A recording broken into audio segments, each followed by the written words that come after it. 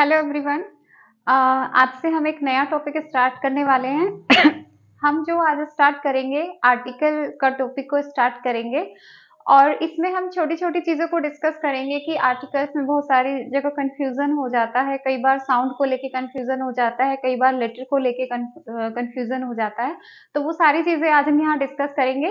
Video को start करने से पहले आप सभी से रिक्वेस्ट है कि चैनल को सब्सक्राइब करें, वीडियो को लाइक करें, शेयर करें। चलिए देखते हैं। आर्टिकल जो होता है, आर्टिकल हमारे होते कौन से हैं? देखिए, ए, एन और द, ये हमारे आर्टिकल होते हैं। अब इनका डिवाइडेशन क्या होता है? ये जो ए और एन होता है इसको हम कहते हैं इंडेफिनिट आर्टिकल। Indefinite article. और द जो होता है इसको हम कहते हैं डेफिनिट आर्टिकल। डेफिनिट और इंडेफिनिट का क्या मतलब होता है? जब कोई चीज हमारे लिए अपरिचित होती है, अननोन होती है, या जिसको हम पहली बार किसी चीज को देखते हैं तो वो इंडेफिनिट होती है। और डेफिनिट क्या होती है? जो नोन होती है, फेमिलियर होती है, उसको हम डेफिनिट कहते हैं। यानी अगर कोई चीज नोन है, फेमिलियर है, तो उसको हम क्या करेंगे? द से उसको रिप्रेजेंट करेंगे। और अगर कोई हमने अभी एक ही बार में देखी है, अभी फर्स्ट टाइम हम उसको देख रहे हैं, तो वहां पर हम ए और एन का यूज करेंगे। ए और एन का मीनिंग क्या होता है? ए और एन जो है वन या फिर एनी की सेंस में होता है। कोई ए मीन्स भी एक होता है, एन मीन्स भी एक होता है। तो या तो वन, कोई एक चीज, या एनी, एनी वन। और द जो होता है वो पर्टिकुलर किसी चीज के लिए यूज होता है, या तो दिस या फिर दैट की सेंस में। दिस भी हम किसी वन चीज के लिए, एक ही चीज के लिए लगाते हैं, और दैट भी। ठीक है, तो यहाँ पे दिस और दैट की सेंस में हम क्या करेंगे? द का यूज करेंगे। और वन और एनी की सेंस में हम ए और एन का यूज करेंगे। अब बात करते हैं, ए मीन्स भी एक होता है और एन मीन्स भी एक होता है, तो फिर हम ए और एन का यूज अलग अलग कैसे करते हैं?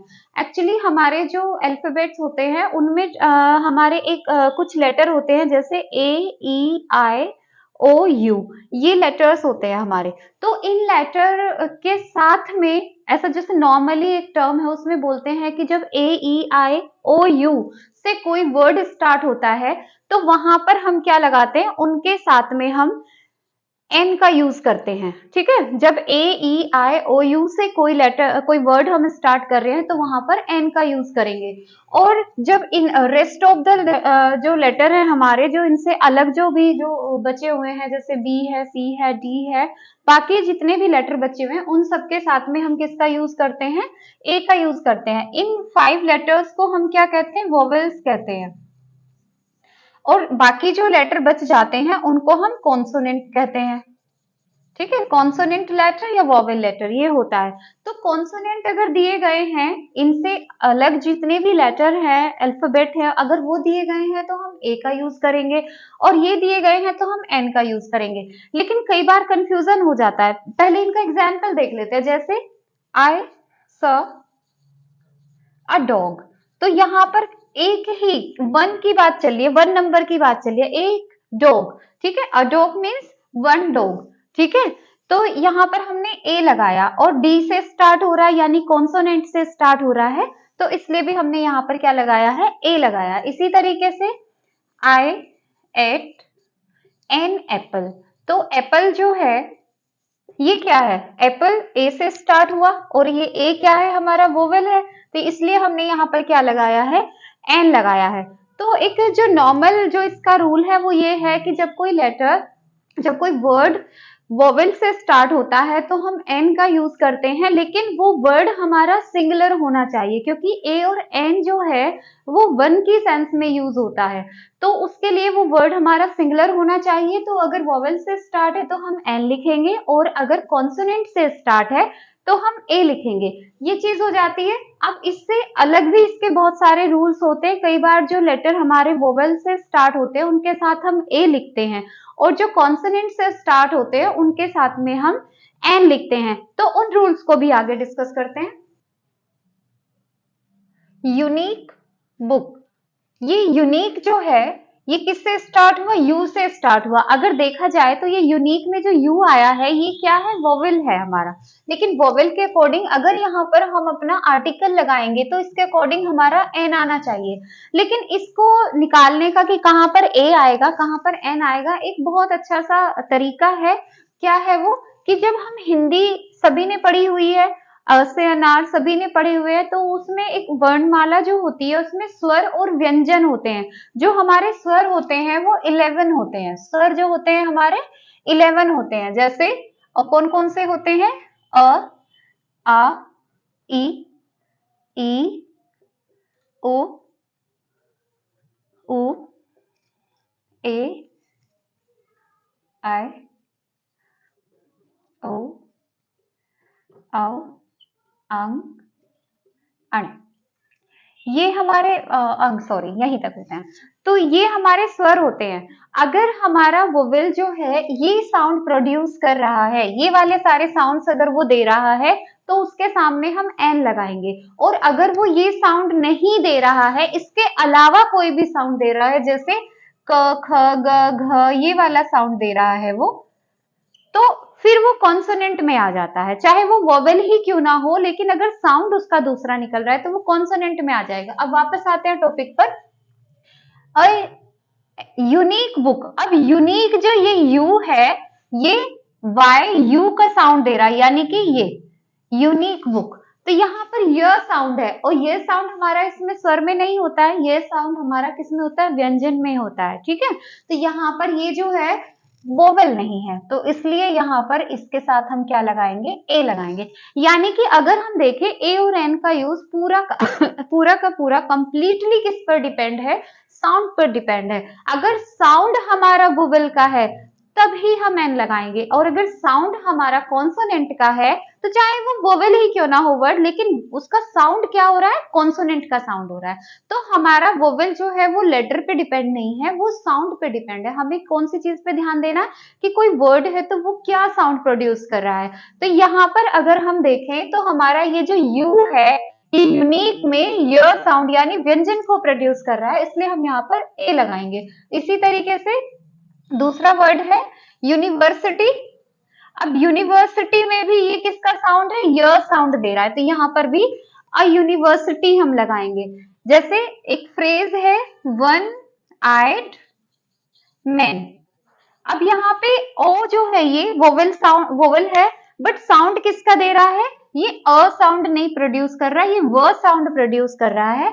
तो यहाँ पर भी ये क्या होगा? अ वन आइड मैन, इस तरीके से होगा। इसी तरीके से जैसे यूरोपियन, यूरोपियन, ठीक है, तो यहाँ पर भी ये यूरोपियन है। ई का या अ का साउंड कुछ भी नहीं आ रहा है, ए का साउंड नहीं आ रहा है, यहाँ पर ये य का साउंड आ रहा है। तो यहाँ पर भी अगर हम देखेंगे तो यहाँ पर भी हमें क्या लगाना है? ए लगाना है। जिस प्रकार कुछ वर्ड्स ऐसे होते हैं जिनमें हमारा स्टार्ट हुआ वोवेल से आया है, इसी तरीके से कुछ वर्ड ऐसे भी होते हैं जो कॉन्सोनेंट से स्टार्ट करते हैं, लेकिन जो उनका साउंड होता है वो वोवेल साउंड होता है, तो वहां पर ए ना आकर एन आएगा। जैसे ये जो वर्ड यहाँ पर लिखा हुआ है इसको होनेस्ट नहीं कहते, क्योंकि एच का साउंड ये नहीं दे रहा, ह का साउंड ये नहीं दे रहा है। ये एच इसमें क्या होता है? साइलेंट होता है, इसको बोला नहीं जाता। तो ये क्या प्रोड्यूस होगा? ऑनेस्ट। और ओ से प्रोड्यूस हो रहा है ऑनेस्ट, तो ये किसका साउंड दे रहा है? ये वोवेल का साउंड दे रहा है। तो यहाँ पर हम क्या लिखेंगे? An honest man, an honest person. ये जो है इसमें भी हमारा एच साइलेंट है, और इसमें भी एच साइलेंट है, इसमें भी एच साइलेंट है। तीनों में, चारों में हमारा एच साइलेंट है। ये क्या है?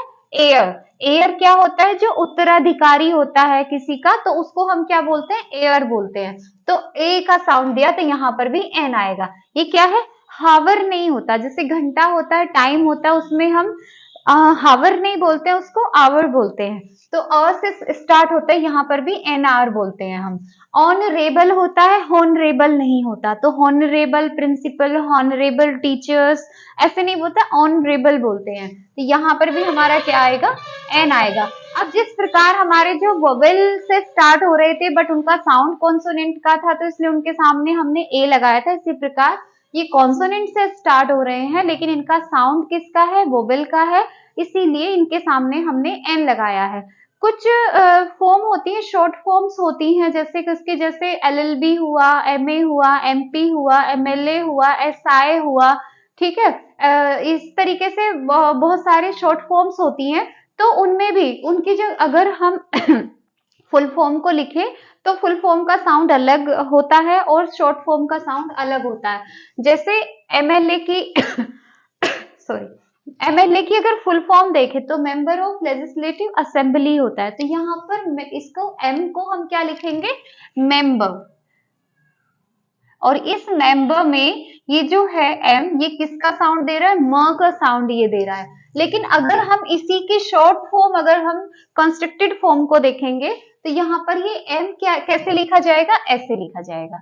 अब ये किसका साउंड दे रहा है, ए का साउंड दे रहा है, ठीक है। एम किसका साउंड दे रहा है, ए का साउंड दे रहा है। तो यहाँ पर तो अगर हम लिखेंगे अ मेंबर, तो इसको तो हम क्या बोलेंगे, a member of legislative assembly, ऐसे बोल सकते, कहीं पर भी आ सकता है मेंबर। इसी तरह यहाँ पर हम एन एमएलए बोलेंगे, ना कि क्या बोलेंगे यहाँ पर ए एमएलए, यहाँ पर आएगा एन, क्योंकि ये किसका साउंड दे रहा है, वोवेल का साउंड दे रहा है। सेम एमपी, यहाँ पर भी एम ए का साउंड है, यहाँ एक्सरे, एक्स को कैसे लिखते हैं, ऐसे लिखते हैं, तो यहाँ पर भी ये ए का साउंड दे रहा है। एफ आई आर, ये भी कैसे लिखा जाएगा, एफ, तो यहाँ पर भी ये किसका साउंड दे रहा है, वोवेल का, तो ये भी एन, यहाँ पर भी एन, यहाँ पर भी एन आएगा।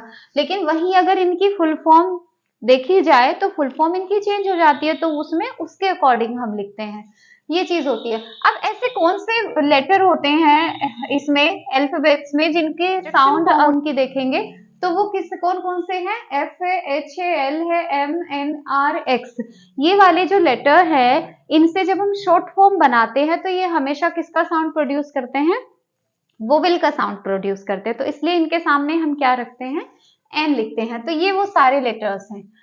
ये इसमें दोनों रूल हो गए कि अभी हमने दो चीजें देखी कि फर्स्ट रूल में हमने क्या देखा कि जो वोवेल से स्टार्ट हो रहे हैं वहां पर हमने एन लगाया है, जो कॉन्सोनेंट से स्टार्ट हो रहे हैं वहां पर हमने ए लगाया है। सेकेंड रूल में हमने देखा कि कुछ ऐसे वर्ड होते हैं जो वोवेल से स्टार्ट होते हैं बट उनका साउंड कॉन्सोनेंट का होता है, तो वहां पर हमने ए लगाया है। दूसरा, कुछ वर्ड ऐसे होते हैं जो कॉन्सोनेंट से स्टार्ट होते हैं बट साउंड उनका वोवेल का होता है, तो वहां पर हमने एन लगाया है। शुरू में हमने एक बात की थी कि जो आर्टिकल होते हैं वो टू टाइप्स के होते हैं, डेफिनिट आर्टिकल और इनडेफिनिट आर्टिकल। डेफिनिट आर्टिकल कौन से बताए थे कि जिनको हम जानते हैं, जो हमारे सामने ऑलरेडी प्रेजेंट हो चुके हैं, उनको हम डेफिनिट बोलते हैं। और जिस चीज से हम पहली बार मीट कर रहे हैं, जो चीज हमने पहली बार देखी है, वो हमारे लिए इनडेफिनिट होता है। जैसे suppose I got a book, तो मुझे क्या मिली, एक बुक मिली, तो एनी बुक मिली, ठीक है, आई गॉट एनी बुक, तो यहाँ पर कोई बुक मिली मुझे, तो इसलिए हमने फर्स्ट टाइम वो बुक मिली है तो हमने लगाया है ए। लेकिन अगर इसी बुक को लेके हम दोबारा से बात करेंगे तो वहां पर द आ जाएगा। जैसे the book was very interesting,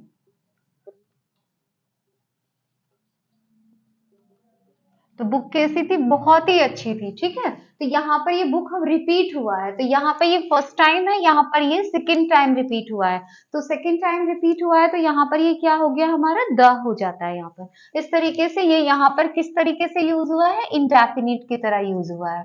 और अगर हम इसको देखेंगे तो ये कौन सा हो गया फिर हमारा, डेफिनिट, फेमिलियर हो गया अभी हमारा, यहाँ पर ये अनफेमिलियर है। इस तरीके से डेफिनिट इंडेफिनिट तो सेम चीज होती है, कोई भी एनी की सेंस में जब हम बात करेंगे तब भी हम ए का यूज करेंगे। जैसे ही गेव मी, और सिंगुलर की बात करेंगे, एनी की बात करेंगे, तब हम क्या यूज करते हैं, ए और एन का यूज करते हैं। He gave me a toffee, ठीक है, आई गॉट अ पेन, कोई पेन मिला मुझे, एक पेन मिला मुझे, उस तरीके की सेंस में भी जब हम ए और एनी का यूज करते हैं, तो an apple,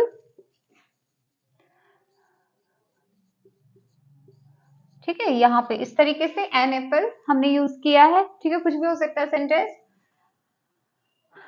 should be eaten daily, तो यहाँ पर क्या है कि अब यहाँ पर हमने एक एप्पल, यहाँ पर किसकी बात कर रहे हैं, वन की बात कर रहे हैं। यहाँ पर किसकी बात कर रहे हैं, अ टॉफी, वन या एनी की बात कर रहे हैं। ठीक है, इस तरीके से इसमें यूज होता है। और रूल से देखिए, एक चीज होती है कि जैसे हम ए का यूज कहाँ पर भी करते हैं, ए का यूज हम उस नाउन से पहले भी करते हैं, सिंगुलर नाउन से पहले, कि जहां पर वो नाउन जो है पूरी जाति का, पूरी कम्युनिटी का जहां पर बात करे का, जहां पर अगर हम बात तो कर रहे हैं सिंगुलर की, लेकिन वो बात करे पूरी कम्युनिटी की, ठीक है, पूरी उसकी प्रजाति की बात वो कर दे। जैसे a cow gives us milk, तो यहाँ पर जो अ काउ है यानी कि वन काउ जो है वो हमें दूध देती है। लेकिन क्या केवल एक ही गाय दूध देती है? ये दूध देना गाय का क्या है, उसका एक्शन है, उसका बिहेवियर है, ठीक है, उसकी क्वालिटी है। तो ये एक ही नहीं, ये ऑल, यानी कि जितनी भी गाय, काउज गिव्स मिल्क, तो गाय जो है वो दूध देती हैं। ठीक है, इस तरीके से जैसे dogs are faithful, a dog is a faithful animal, तो यहाँ पर डॉग का फेथफुल होना उसकी क्वालिटी है, केवल एक डॉग की क्वालिटी नहीं है, ये सभी डॉग्स की क्वालिटी है। ठीक है, तो जब हम इसका ए का यूज बर्ड्स, एनिमल्स और पर्सन के सामने भी करते हैं, पूरी कम्युनिटी, पूरी जाति का बोध कराने के लिए, उनके बारे में, उनकी क्वालिटी या उनके एक्शंस को बताने के लिए भी हम नाउन से पहले ए और एन का यूज करते हैं। जैसे a cow is a useful animal, cow जो है वो कैसी एनिमल है, यूजफुल है, बहुत ज्यादा यूजफुल एनिमल है। तो यहाँ पर अ काउ मीन्स नोट कि केवल एक काउ यूजफुल एनिमल से, इसका मीनिंग क्या है, ऑल काउस। ठीक है, तो यहाँ पर हमने अ लगाया है इसलिए काउ लिखा है, और उससे क्योंकि ये सिंगुलर लिखा है इसीलिए हमने सिंगुलर वर्ब का भी यहाँ पर यूज किया है, और इसका मीनिंग क्या हुआ, ऑल काउस। इसी तरह अ bagger can't be a chooser, जो बैगर होते हैं यानी सभी बैगर, बैगर क्या होते हैं, भिखारी जो होते हैं, उनको जो भी दे दिया जाता है वही लेना पड़ता है, वो चूज नहीं कर सकते हैं। तो एक बैगर है ऐसा या सभी बैगर, तो सभी बैगर की बात कर रहे हैं, सभी भिखारियों की बात कर रहे हैं। तो अ bagger can't be a chooser, जो बैगर है वो चूजर नहीं हो सकते हैं। इसी तरीके से अ rose is a beautiful flower, केवल एक रोज ब्यूटीफुल होता है नहीं, ऑल रोजेस आर ब्यूटीफुल, तो यहाँ पर a rose means all roses. A son should be obedient, जो बेटे हैं उसको ओबीडियंट होना चाहिए, आज्ञाकारी होना चाहिए। तो जितने भी, मतलब सभी, सन की बात चल रही है, पेरेंट्स की बात चल रही है, तो बच्चों को आज्ञाकारी होना चाहिए। अच्छा, इसमें एक चीज है, ये जो ए है इसको हम द से रिप्लेस कर सकते हैं। यहाँ पर रूल क्या है हमारा कि द और ए को हम यूज क्या कर सकते हैं, दोनों में से किसी को भी, पूरी उसकी कम्युनिटी के बारे में बात करने के लिए, पूरी उसकी प्रजाति के बारे में बात करने के लिए। लेकिन किसके लिए, केवल एनिमल्स और बर्ड्स के लिए हम यूज करते हैं। केवल एनिमल्स और बर्ड के जब समूह का बोध कराएंगे, उनकी पूरी कम्युनिटी का बोध कराएंगे, तो ए भी यूज कर सकते हैं, हम दा भी यूज करते हैं। लेकिन जब हम ह्यूमन की बात करते हैं, जब हम इंसानों की बात करते हैं, तो वहां पर केवल हम ए का यूज करते हैं, एन का यूज करते हैं, ना कि द का यूज करते हैं।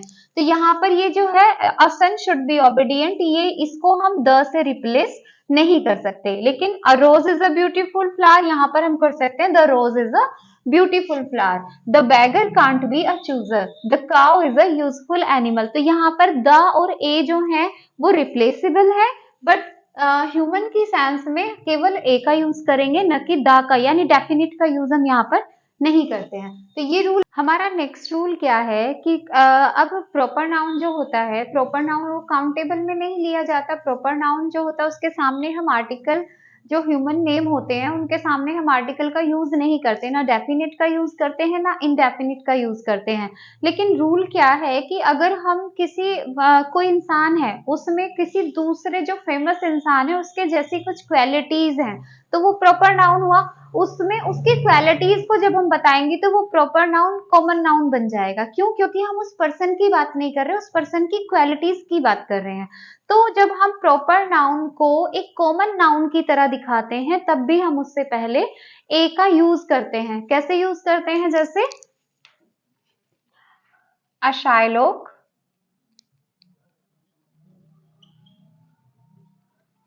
Is living here. अब इसका क्या मतलब हुआ कि अ शायलोक इज लिविंग हियर? शाइलॉक अगर आपने पढ़ा हो तो शेक्सपियर के जो ड्रामा है मर्चेंट ऑफ वेनिस उसका कैरेक्टर है। और ये शाइलॉक के अंदर जो क्वालिटीज थी वो कौन सी थी? माइजर था, ये बहुत ज्यादा कंजूस था, और दूसरा ये बहुत क्रूअल भी था, निर्दयी भी था ये। तो शाइलॉक इज लिविंग हियर मतलब कि एक पर्सन जो उनके बराबर में रहता है वो भी माइजर है और क्रूअल है। शाइलॉक की तरह ही वो माइजर है और शाइलॉक की तरह ही वो क्रूअल है। तो वहां पर शाइलॉक नहीं रह रहा है, वहां पर एक ऐसा पर्सन रह रहा है जिसके अंदर ये क्वालिटीज हैं। तो इसलिए हमने इस प्रॉपर नाउन को यहाँ पर क्या बनाया है? कॉमन नाउन बनाया है। तो ये कॉमन नाउन है। जबकि शाइलॉक को अगर हम देखें, Shylock is the name of person, तो वो तो प्रॉपर नाउन हो गया ना। तो एक नेक्स्ट एग्जांपल भी देखते हैं, जैसे ही इज अ विक्रमादित्य। अब विक्रमादित्य का तो नाम सभी ने सुना होगा। He is a Vikramaditya known for his just.